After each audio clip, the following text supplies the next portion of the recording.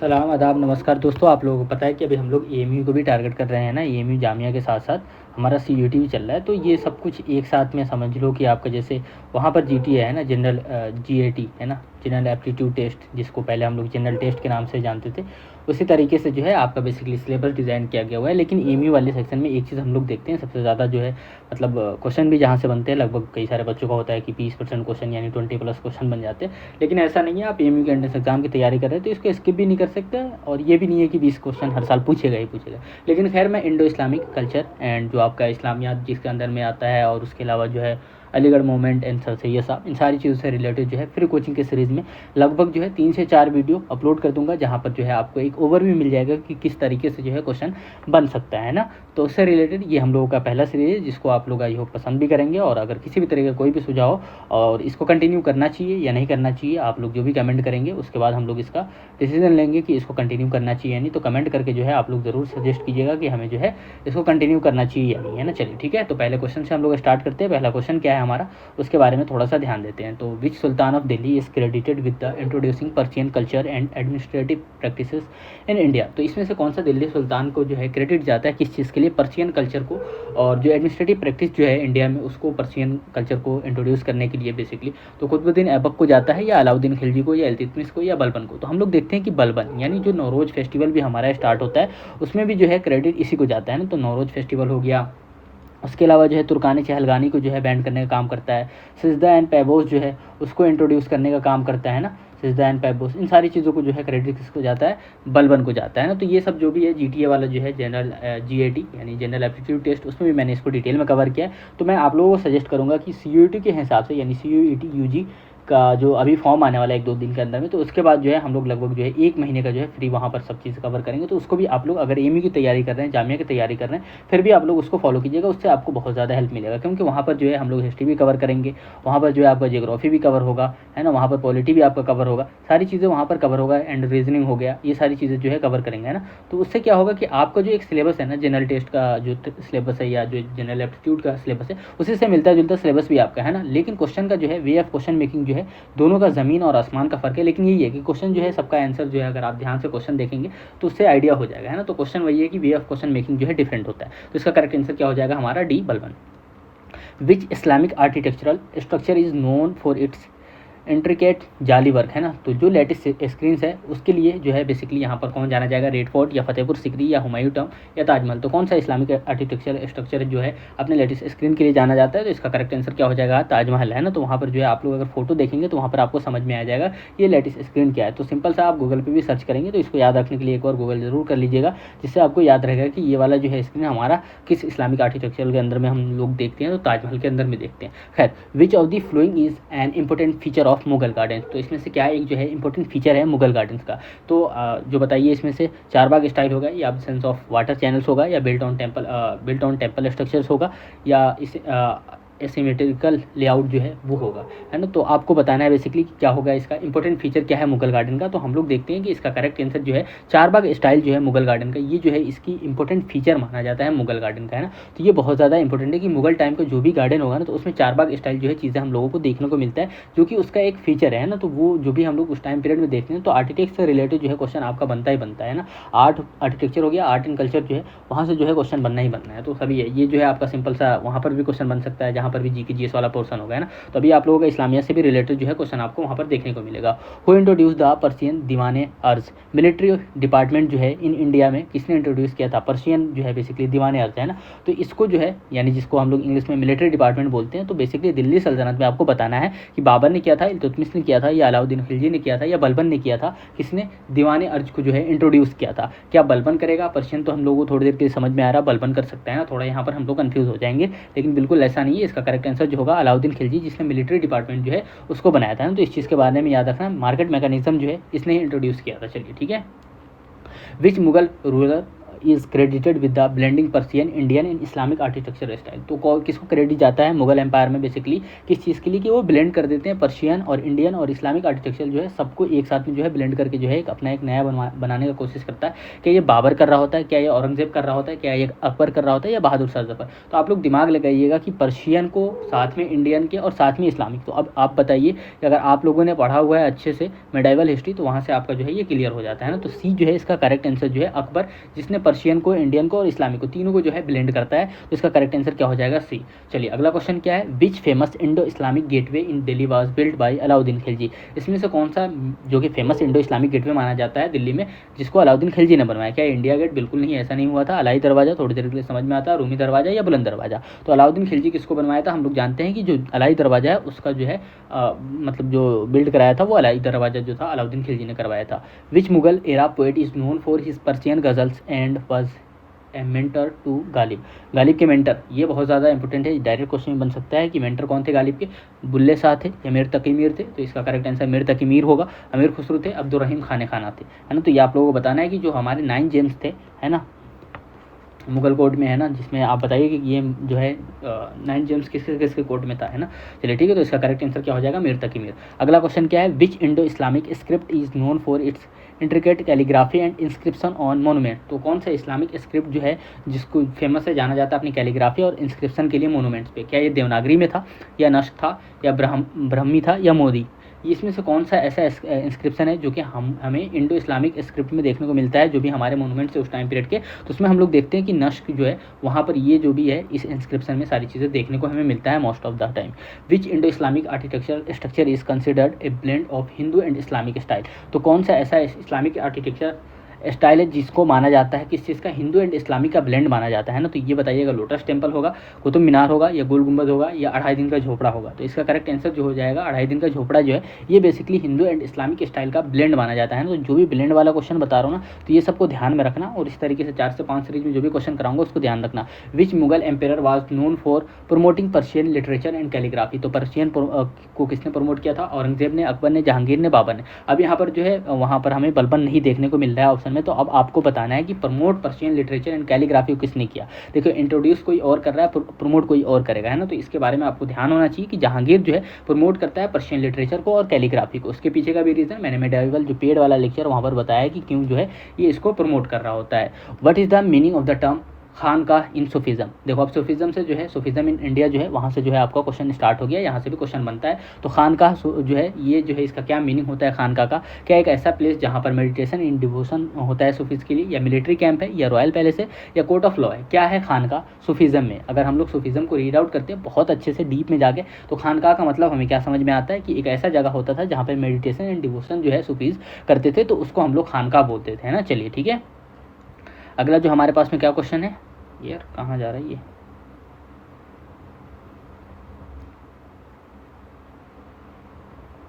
चलो ठीक है, विच of the following is not a Sufi concept. तो बेसिकली कई सारे कॉन्सेप्ट जो कि सूफी से रिलेटेड है। क्या वो तौहीद था, वननेस ऑफ गॉड, या वहादतुल वजूद? तो नो मतलब नॉट कौन नहीं है, तो ये बेसिकली तौहीद तो था, और उसके अलावा वहदतुल वजूद यूनिटी ऑफ एग्जिस्टेंस भी था।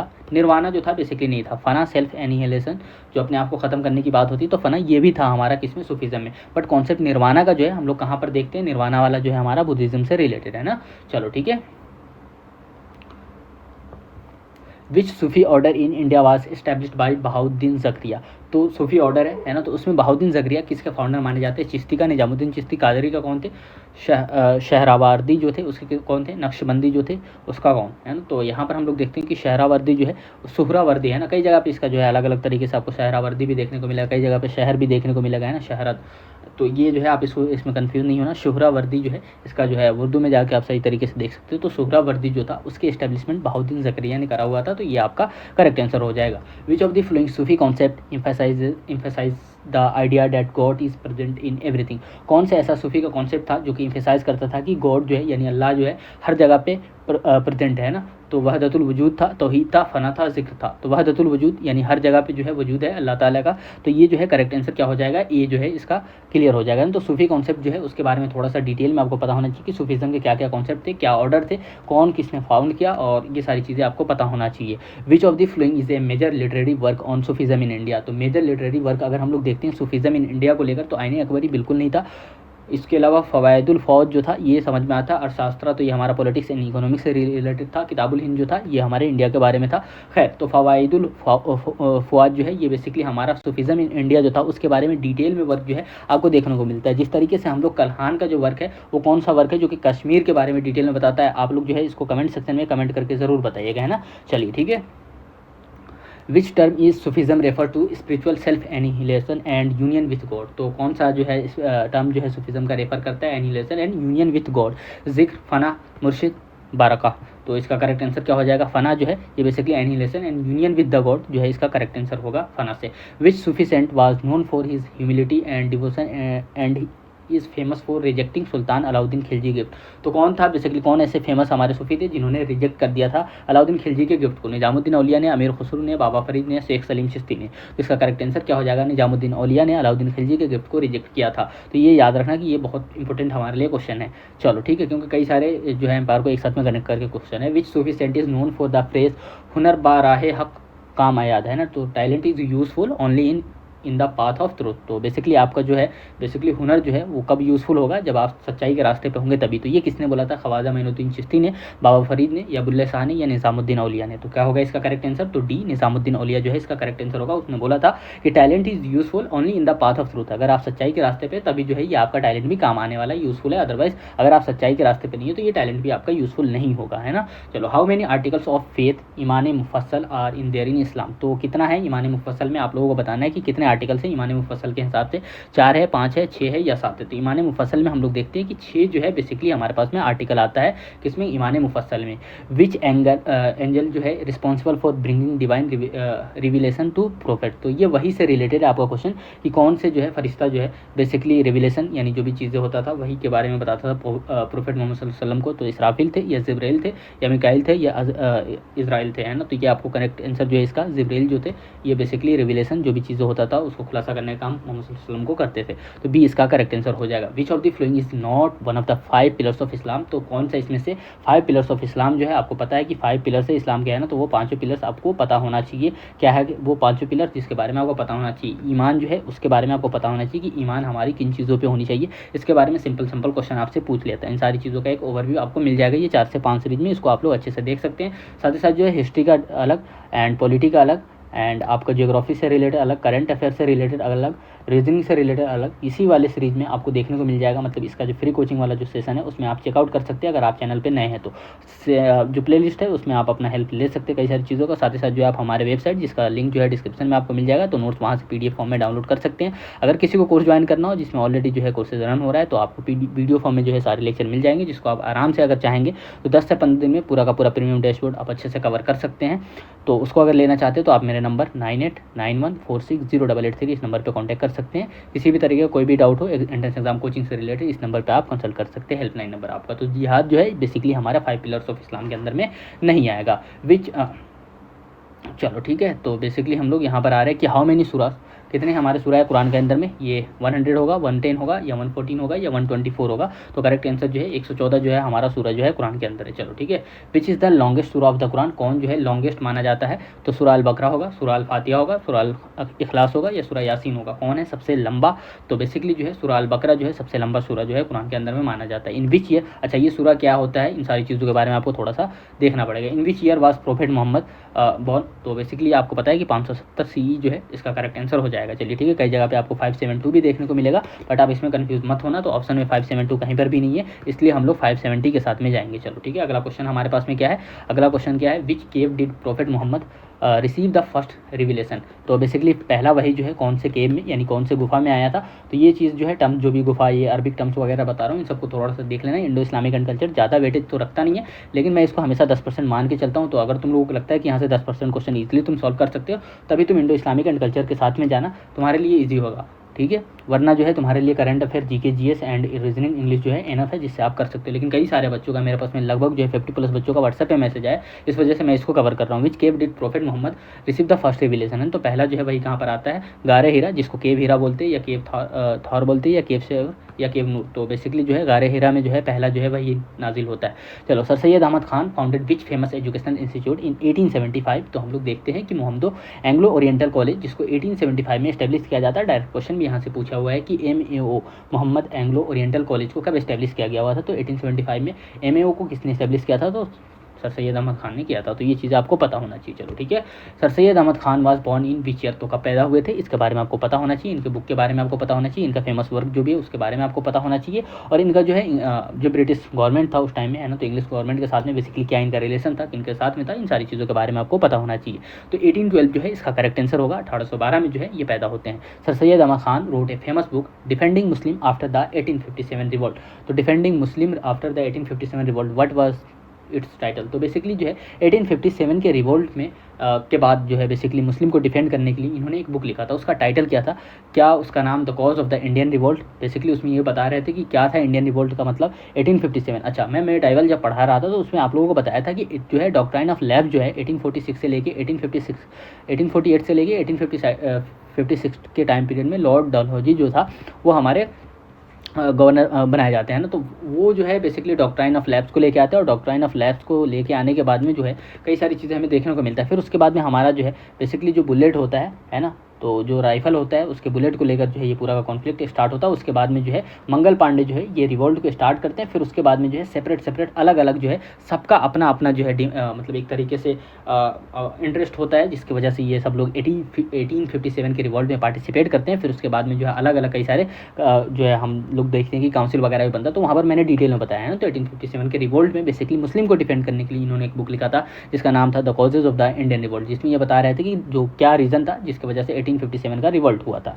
चलो ठीक है, अगला क्वेश्चन हमारे सामने में क्या आता है, which newspaper was founded by sir Syed Ahmad Khan to spread awareness among Muslim. देखो यहाँ पर जो अवेयरनेस अमंग मुस्लिम लगाया जा रहा है ये एक तरीके से मतलब ये है कि मतलब अवेयरनेस मुस्लिमों को फैलाने के लिए है ना। तो सभी मतलब ये मानते हैं कि सर सैयद अहमद खान साहब जो थे सिर्फ और सिर्फ मुस्लिम को मतलब अवेयरनेस फैलाने के लिए। तो ये जो है बेसिकली इस चीज़ की डिमांड कर रहे होते हैं कि जो वेस्टर्न एजुकेशन है वो मुस्लिम कम्युनिटी में एकदम ना के बराबर है ना। तो जो उस समय कमेटी का रिपोर्ट था बेसिकली जो है पार्लियामेंट्री रिफॉर्म जो था ना 1909 का, पार्टीशन ऑफ बंगाल जो था 1905 का, उसके बाद से जो ये सारी चीज़ें मैं वहाँ पर डिटेल में कवर करूँ है ना। तो वेस्टर्न एजुकेशन जो था मुस्लिम सोसाइटी में लेकर जो है उसको लेकर ये बेसिकली काम करना चाहते थे ना। तो जितना भी आपको डिटेल मिलेगा है ना, जो इनके मतलब इनके फेवर में जो लोग नहीं थे तो वो लोग हमेशा ये मानते कि ये सिर्फ और सिर्फ मुस्लिमों के लिए वर्क किया है ना। तो उसका सबसे बड़ा एग्जाम्पल अलीगढ़ मुस्लिम यूनिवर्सिटी भी देखने को मिलता है जिसमें माइनॉरिटी स्टेटस भी है ना। तो इसके बारे में भी हम लोगों ने कवर किया था। तो तहज़ीबुल अखलाक जो है ये इन्होंने एक न्यूज़पेपर निकाला था जिसमें मुस्लिम को अवेयरनेस फैलाने के लिए जो है बेसिकली माना जाता है कि इन्होंने इसको फाउंड किया था। चलो ठीक है, अच्छा इसके पीछे जो है ये जो अवेयरनेस बताया जा रहा है कि मुस्लिम के लिए, इसके पीछे का भी रीज़न है कि अगर कोई बंदा है ना यहाँ पर सैयद अहमद खान, तो ऑब्वियसली मुस्लिम कम्युनिटी जो है इनको प्रेफर करते थे ना। तो इसके न्यूज़पेपर को जो लोग भी उस समय सोसाइटी में थे तो वो लोग जो है इसको रिकॉग्नाइज़ करते थे, इस न्यूज़पेपर को प्रेफर करते थे ना। तो ये रीज़न भी हो सकता है मे बी कि इस तरीके से आगे पीछे जो है मुस्लिम अवेयरनेस वगैरह लगाया जाता है। Which British official supported sir Syed Ahmad Khan educational reform. अच्छा यहाँ पर जो मैं बता रहा हूँ ना, तो 1857 का जो रिवॉल्ट होता है तो उसमें जो है बेसिकली सर सैयद अहमद खान भी अपना जो है एक सेपरेट जो है ऑर्गेनाइजेशन बनाते हैं। उसके बारे में भी आप लोगों को पता होना चाहिए। वहाँ से जो है बेसिकली ये जो है वर्ड इनके पीछे लगना शुरू हो जाता है ना, क्योंकि ये बेसिकली मुस्लिम कम्युनिटी की ही बात कर रहे होते हैं ना। Which British official supported sir Syed Ahmad Khan educational reform. तो बेसिकली जो है ब्रिटिश ऑफिशियल सपोर्ट किसने किया था सर सैयद अहमद खान के एजुकेशनल रिफॉर्म्स में। तो लॉर्ड कर्जन ने किया था, बिल्कुल नहीं। रिपन ने किया था, बिल्कुल नहीं। मैकॉले ने किया था, बिल्कुल नहीं। विलियम मोयर ने किया था। बेसिकली ये इसका करेक्ट आंसर जो है डी हो जाएगा। इन्होंने सर सैयद अहमद खान को बहुत ज़्यादा सपोर्ट किया था एजुकेशनल रिफॉर्म्स में है ना। इसका करेक्ट आंसर क्या हो जाएगा, डी। अगला जो है हमारा यहीं पर जो है आज का सेशन कंप्लीट होता है जिसमें हम लोगों ने 30+ MCQ किया। साथ ही साथ किसी को भी अगर कोचिंग ज्वाइन करना हो तो टाइम वेस्ट मत करना। 9891460883 अगर तुम चाहते हो कि जामिया मिल्लिया इस्लामिया अलीगढ़ मुस्लिम यूनिवर्सिटी का सेपरेट एंट्रेंस एग्जाम देना तो उससे रिलेटेड जो है टू द पॉइंट जो है तुम्हें लेक्चर मिल जाएगा। लेक्चर जो है आपको सिर्फ और सिर्फ वीडियो फॉर्म में नहीं मिलेगा, लेक्चर का PDF भी आपके पास में अवेलेबल होगा, मॉक टेस्ट भी आपके पास में अवेलेबल होगा है ना। उसके अलावा जो MCQ सीरीज़ भी अवेलेबल होगा, लाइव क्लासेस भी आपके पास में होंगी। यहाँ पर जो है ये क्लासेस लेक्चर जो PDF वगैरह होगा ये किस चीज़ से रिलेटेड होगा, तो यहाँ पर जो है आपका पूरा जो है सिलेबस जो है उससे रिलेटेड होगा ना। तो वहाँ पर डिटेल में जो आपको कवर कराया जाएगा। बाकी इंडो इस्लामिक एंड कल्चर को लेकर आपको नोट्स वहाँ पर प्रोवाइड कराया जाता है। अगर आप एक कोर्स में ज्वाइन करते हैं तो वहाँ पर लगभग जो है प्रीमियम डैशबोर्ड के सभी चीज़ों का एक्सेस आपके पास में होता है। तो आप अगर ज्वाइन करना चाहते हैं तो डिस्क्रिप्शन बॉक्स में भी नंबर है, वहाँ से आप मेरे साथ कनेक्ट हो सकते हैं 9891460883। साथ ही साथ ये वीडियो कैसा लगा आप लोग कमेंट करके मुझे सुझाव जरूर दीजिएगा। अगर किसी भी तरीके का कोई भी चेंजेस लाना हो वीडियो के अंदर तो आप लोग कमेंट सेक्शन में अपना राय दे सकते हैं। Thank you for watching everyone.